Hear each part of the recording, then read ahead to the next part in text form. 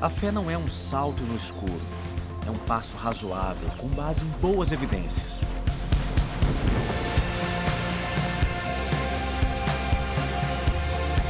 Em alguns aspectos, a fé é como uma viagem.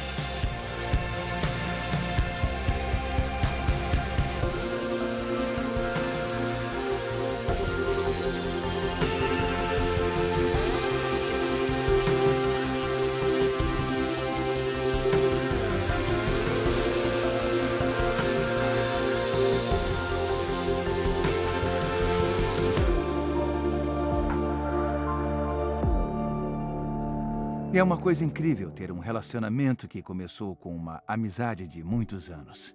Eu conheci o Nick primeiro. Foi uma iniciativa minha. Eu estava com uma amiga e queria ir para a discoteca, um lugar onde costumávamos ir quase sempre. Tinha vários adolescentes. No final de qualquer noite íamos para um lugar chamado François, no final da Kings Road. E achávamos legal e divertido. Mas tinha que ser membro para entrar. Eu estava com outra pessoa, que por acaso era uma grande amiga do Nick. E ela disse, por que você não liga pro Nick? Para que ele te ajude a entrar. Fiquei com um pouco de vergonha. Mas liguei para ele e disse, oi, então, poderia ajudar-nos a entrar no François hoje? Ele disse, claro, podem vir. Agora, olhando para trás, acho que foi um péssimo jeito de se comportar. No segundo trimestre do Nick, na universidade, ele se tornou cristão. Mas eu não sabia nada sobre isso e então eu reencontrei o Nick em uma festa. Eu estava muito animado sobre o que tinha descoberto na minha fé.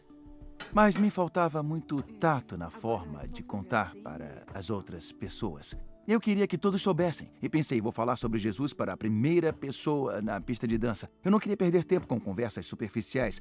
Então fui até Pipa e lhe disse que eu parecia horrível e que precisava de Jesus. Então eu pensei que ele tivesse enlouquecido. E, como podem imaginar, se afastou de mim por um tempo e quando finalmente se tornou cristã, foi através de outra pessoa. E, de fato, nunca houve nada romântico entre nós. Era só um amigo, um conselheiro. Eu lhe dava conselhos sobre namorados. O Nick era a pessoa mais prudente que havia, sabe? E era um amigo muito sábio. Acho que era maravilhoso, por isso ficávamos tão próximos. Mas tudo mudou no baile de maio, quando tivemos uma grande festa no final do meu curso na universidade. E alguém tinha convidado a Pipa para o baile. E nós começamos a conversar. E então começamos a dançar. E depois começamos a jogar tênis às 6 da manhã. E jogar pedras no rio. E depois demos as mãos e eu acho que foi isso. Para mim era um sinal de que agora estamos juntos. Sabia que algo tinha mudado. Uma nova vida começou. Se tornar cristão é uma aventura emocionante. São Paulo escreveu, portanto, se alguém está em Cristo, é nova criação. As coisas antigas já passaram, eis que surgiram coisas novas. Então, o que faz de alguém um cristão? Bom, algumas pessoas dizem, eu acredito em Deus, ou eu cresci indo à igreja de vez em quando. Mas isso não faz de você um cristão. Há muitas pessoas que acreditam em Deus, mas não se consideram cristãs. Algumas pessoas dizem que são verdadeiros cristãos porque são amáveis. Muitos ateus também são muito amáveis, mas não querem ser chamados de cristãos porque não são. Alguns dizem, sou cristão, nasci em um país cristão. Mas ter nascido em um país cristão não faz de você um cristão, assim como ter nascido em um McDonald's não faz de você um hambúrguer. Na verdade, um cristão é um discípulo. Alguém que segue Jesus Cristo. Alguém que tem um relacionamento com Deus através de Jesus. Fé é você acreditar em algo que você não vê, mas você crê. Fé é para você amar as pessoas e viver com paz e alegria. Fé é tudo aquilo que move a emoção junto com o coração, sentimentos. Crer em algo, eu acho. Querer muito que aconteça. Fé é uma esperança maior, né? É um laço que nos une ao Criador. E até o nosso último suspiro é preciso. Ter fé é você acreditar em alguma coisa que você não tá vendo.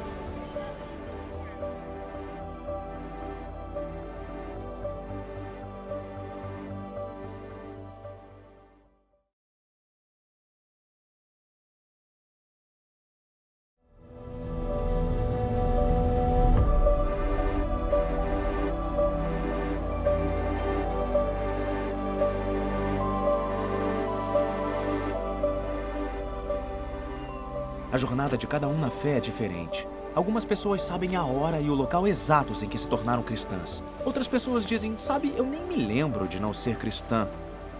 Outros dizem, bom, houve um tempo em que eu não era cristão e eu sei que agora eu sou cristão, mas eu não sei dizer exatamente quando aconteceu. Foi todo um processo. O que importa é saber que você chegou, que agora você é cristão e que se dá conta disso. O que significa ter fé, ser cristão? No Evangelho de João é explicado assim: aos que o receberam, aos que creram em seu nome, deu-lhes o direito de se tornarem filhos de Deus. João está dizendo que esta é a relação de amor mais íntima possível. É como um pai com seu filho. Em outras passagens, ele compara com o amor de um amante ou de um amigo. No Novo Testamento há também a analogia do esposo e sua esposa. É um relacionamento próximo e íntimo. E se você é casado, você sabe que é casado. E se você é cristão, você pode saber que é um cristão. Deus quer que você tenha certeza disso. João diz, escrevi-lhes estas coisas a vocês que creem no nome do Filho de Deus, para que vocês saibam que têm a vida eterna. Você consegue saber que é cristão, consegue saber que está na relação e consegue saber que você tem a vida eterna. Então, no que esta fé, esta confiança está baseada? É um passo de fé baseado em evidências, é baseado em fatos, não sentimentos. Se você me pedir evidências de que sou casado com a Pipa, eu poderia mostrar a minha certidão de casamento. Além do meu amor evidente por ela, isso prova que a Pipa e eu estamos casados. Se você me perguntar como sei que sou cristão, eu apontaria um documento. A Bíblia, a Palavra de Deus. Nosso conhecimento sobre Deus é baseado nas promessas de Deus. Em Romanos 10, 17, Paulo diz, a fé vem por ouvir a mensagem, e a mensagem é ouvida mediante a palavra de Cristo. Você já deve ter experimentado isso gradualmente no Alfa enquanto ouvia as palestras e discutia em seus grupos. Mas a minha experiência foi, quando li a Bíblia, eu me convenci de que era verdade. A fé, para mim, veio por ouvir, e pude ouvir ao ler a Bíblia.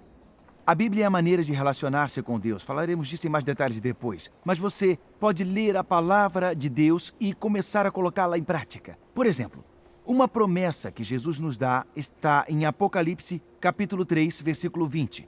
Jesus diz o seguinte, eis que estou à porta e bato. Se alguém ouvir a minha voz e abrir a porta, entrarei e cearei com ele e ele comigo. Roman Hunt, o artista pré-rafaelita, ilustrou este verso com uma pintura, chama-se A Luz do Mundo. E está exposta aqui na Catedral de São Paulo. Jesus, a luz do mundo, está em frente a uma porta, coberta de era e ervas daninhas.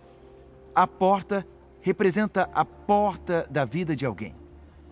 Esta pessoa nunca convidou Jesus para entrar em sua vida.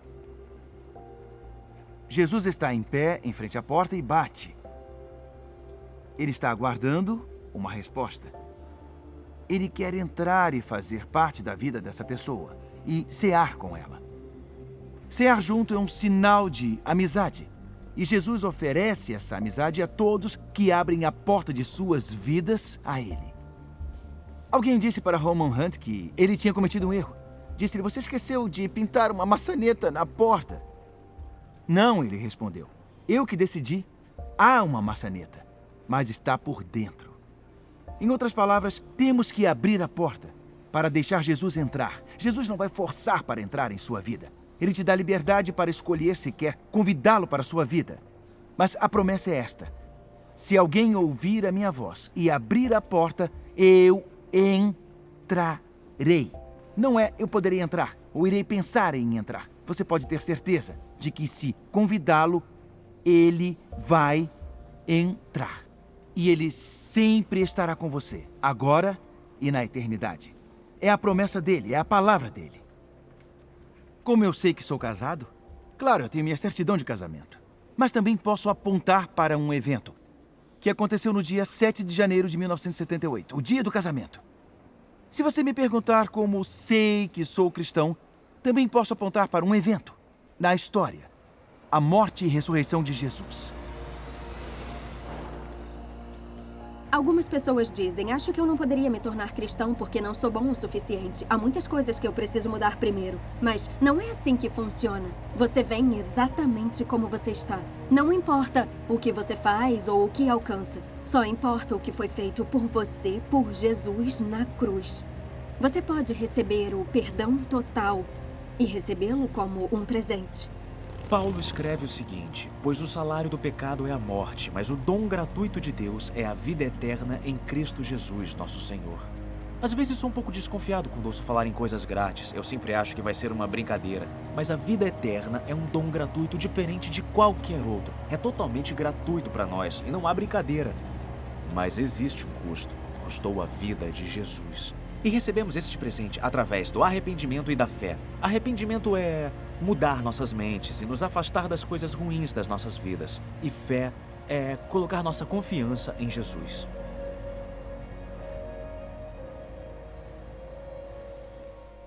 Eu me lembro de crescer numa casa onde eu pulava na mesa da cozinha e via um pó branco. E eu não entendia o que era. Eu me lembro de ouvir tiros, de crescer num ambiente que se tornou normal para mim. Eu fui criado em meio a um cartel de drogas e tive uma família ligada à máfia. Eu via drogas em todos os lugares à minha volta. Depois eu perdi a minha noiva e acabei indo parar na prisão. E esse para mim foi o fundo do poço. Foi o fim do caminho. Eu não sabia como sair daquilo, eu só podia me voltar para Jesus. Eu estava naquela situação, mas eu sabia que Deus poderia me redimir. Aí eu comecei a mudar dentro da prisão. No momento em que aceitei Jesus, eu não mudei quem eu era. Eu aceitei quem eu era e me tornei quem Jesus queria que eu fosse. E eu achei um propósito, um significado, esperança. Deus pegou algo quebrado e fez uma bela obra de arte. E agora eu estou vendo a minha vida ser resgatada. A história da redenção. Agora eu tenho uma linda esposa, um filho. Agora eu faço parte de uma comunidade de fé, esperança e amor. Em certo sentido, todos nós exercemos nossa fé todos os dias. Se você está sentado em uma cadeira, então você está exercitando sua fé agora. Você não sabe como essa cadeira foi feita, nem quem fez, mas confia que ela não vai quebrar fazendo você cair. Fé é confiança. Não é possível provar, matemática ou cientificamente, que Deus existe ou não existe. Crer tanto na existência e na não existência de Deus exige fé. Ser cristão é ter fé em Jesus, é confiar em uma pessoa.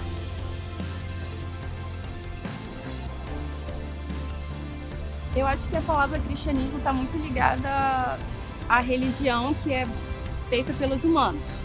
Eu acho que a relação com Deus pode estar ligada não só ao cristianismo, mas com outras religiões. Então, a fé, eu acho que é uma coisa muito maior do que qualquer religião. Ser cristão, em meu ponto de vista, é sofrer pelo amor do evangelho, como todos os profetas que na Bíblia sofreram. Eu acho que é mais do que isso, não é só isso. Eu acho uma ideia válida, super válida. Não consigo responder. Olha, o cristianismo hoje em dia, sabe? Eu acho uma das religiões mais sinceras aqui. Acho que se essa é a ferramenta necessária para algumas pessoas.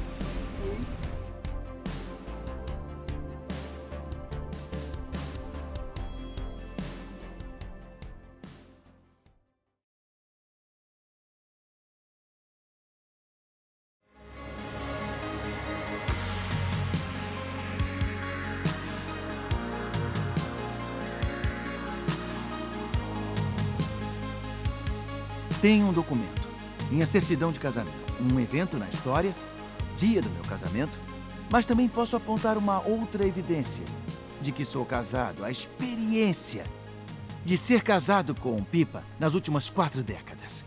E se você me perguntar como sei que sou cristão hoje, posso apontar para as décadas de experiência. E isso vem do Espírito Santo.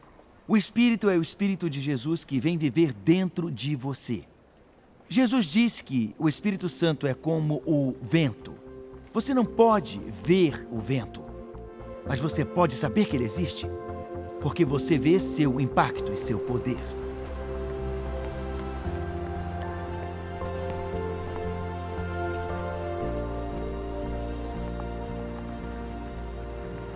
A maioria de nós naturalmente teme a mudança. Você pode estar pensando, se eu me tornar cristão, o que isso significa para minha vida? Mas a mudança de que estamos falando é boa. Paulo diz, mas o fruto do Espírito é amor, alegria, paz, paciência, amabilidade, bondade, fidelidade, mansidão e domínio próprio. Ser cristão não significa que você é melhor do que os outros, mas pode significar que você é melhor do que era. Eu descobri que, quando o Espírito de Deus veio morar na minha vida, ele começou a me mudar. Ele começou a mudar a maneira como eu me relacionava com Deus, com Jesus. Eu faço parte de um clube onde normalmente jogo squash, mas tem academia também. E ao longo dos anos eu tenho conhecido alguns caras de lá. Eles são motoristas de táxi, montadores de andames, construtores. Há um stripper que se tornou um ótimo amigo. E todos nós nos chamamos por apelidos. Eles me chamam de Nick e o Vic. E há pouco tempo eu estava conversando com um dos caras. Ele me disse, quantas pessoas vão à sua igreja no domingo? Então eu disse, umas 5.000 pessoas. E ele disse, Jesus! E eu disse, é por isso que elas vão, é por causa dele. Antes de ser cristão, como ele, a palavra Jesus era só uma expressão.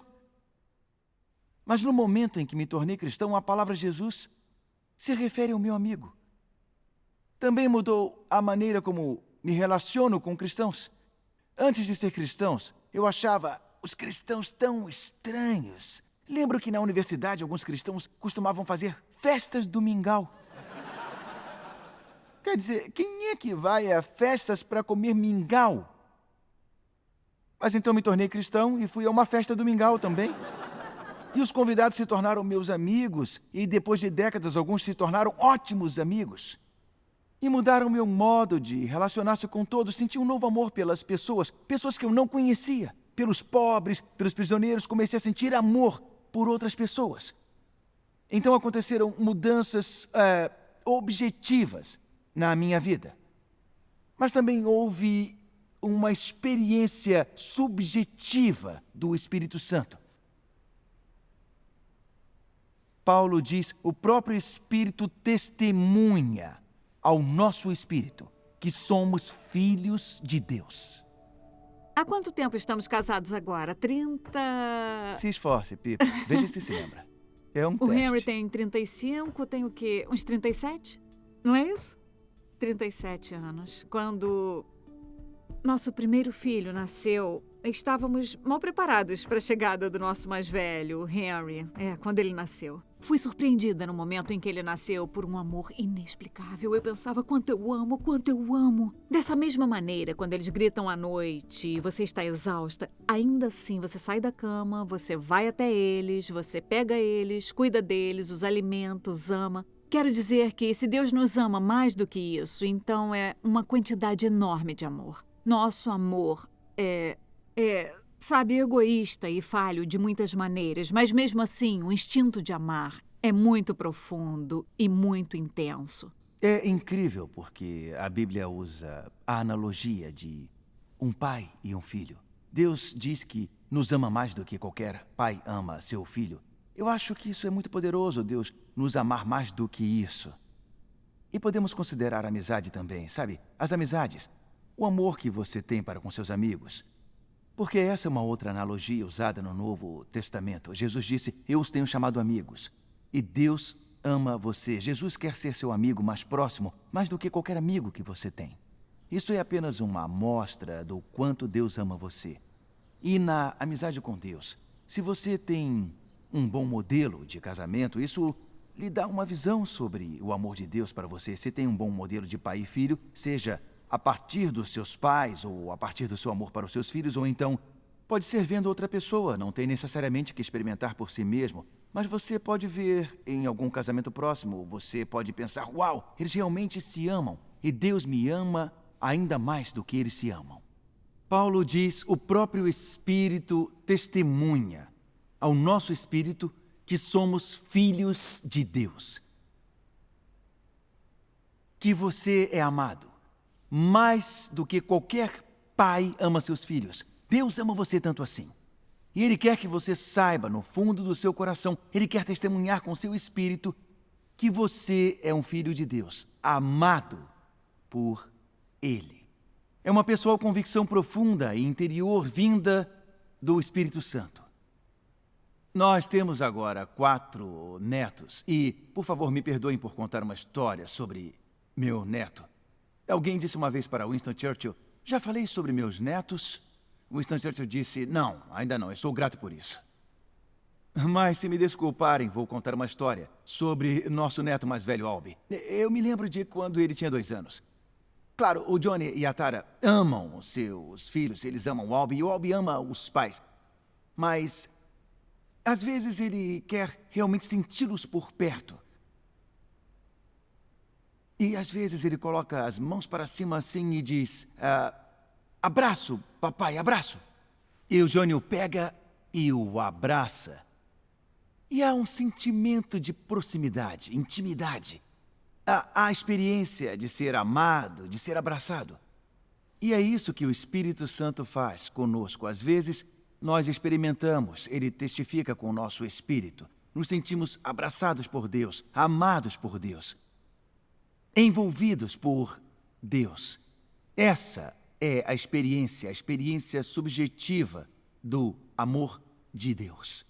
Deus quer que você saiba que você é filho dele, que você é amado, que você está em um relacionamento com ele. E se você não tiver certeza de que está nessa relação, eu quero fazer uma oração muito simples que pode ecoar em seu coração. Algumas pessoas podem dizer, não estou pronto para isso, há muitas semanas neste curso. Mas se você quiser, aqui está uma oração muito simples que pode ecoar em seu coração. É uma oração pedindo para se afastar das coisas ruins na nossa vida, agradecendo a Jesus por ele ter morrido por nós na cruz e convidando-a, abrindo a porta do nosso coração e dizendo, pode entrar. Então, se você quiser, vamos tirar um momento e vamos fazer esta oração que você pode ecoar em seu coração. Vamos orar. Esta é a oração. Imagine Jesus como ele é. Ele está aqui agora. E ele está em frente e a porta do seu coração está batendo. E se você quer convidá-lo, aqui está uma oração que pode fazer. Basta dizer, Senhor Jesus, obrigado, porque sei que me amas tanto. Eu me afasto agora de todas as coisas ruins na minha vida. E se alguma coisa vier à sua mente e você precisar pedir perdão, peça agora. E depois diga, obrigado, Jesus, por ter morrido por mim para que eu pudesse ser perdoado e liberto. Eu agora recebo o seu perdão. Eu coloco minha confiança em ti e te peço que entres no meu coração pelo seu Espírito Santo e que para sempre fiques comigo. Obrigado, Senhor Jesus. Amém.